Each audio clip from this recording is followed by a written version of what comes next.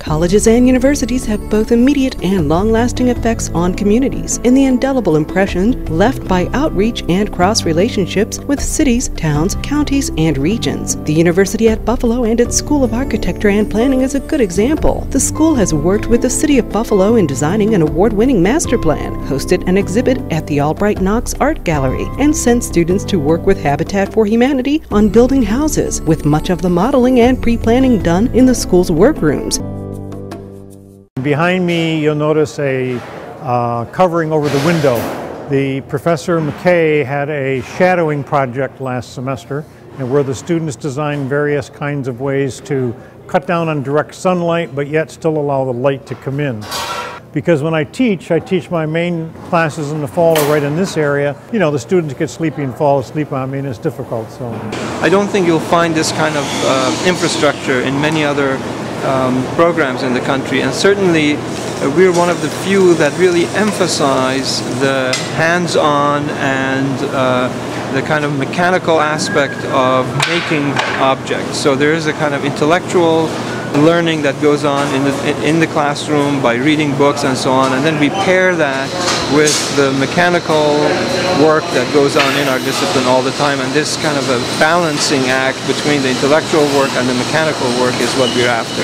And you'll see examples of it everywhere. What I'm working on here is originally started as a AutoCAD file that I exported into SketchUp, and I'm making this so that eventually I can use the 3D printer, export it, and it will actually build this model for me in 3D for class.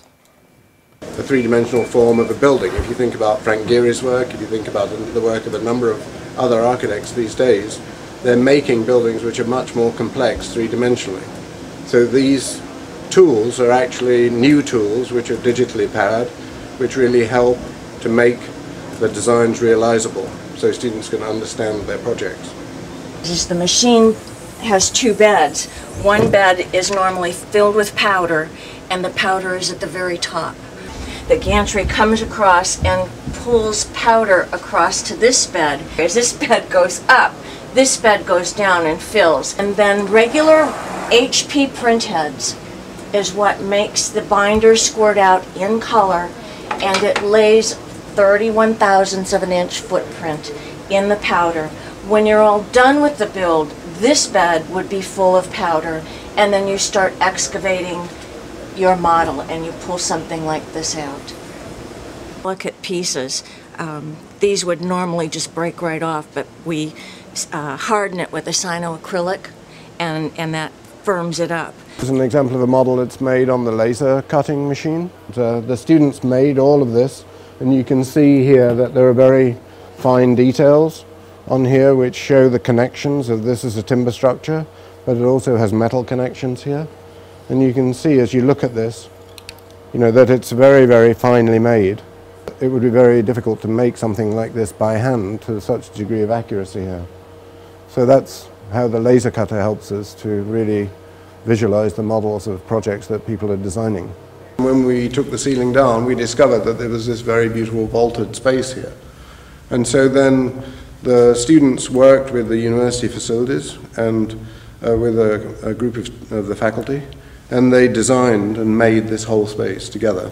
And all of these were designed and made by the students. So that, you know, for lectures, if teachers are working here, they can use this. Then these things come back like this, then they make out the screen. So this then is the screen for the presentation. And the teacher can sit here and listen to the presentation. So we were trying here to make this space a space that we could use in lots of ways, but also, you know, make a beautiful space, really. Iconic architecture, you know, sometimes that makes you think that it's only for people who are very, very rich, who can afford it, that it's exaggerated and extravagant and so on. But I think that one of the things that we're interested in here is really developing a view in the students' minds that, you know, they're here because their design can help improve people's lives.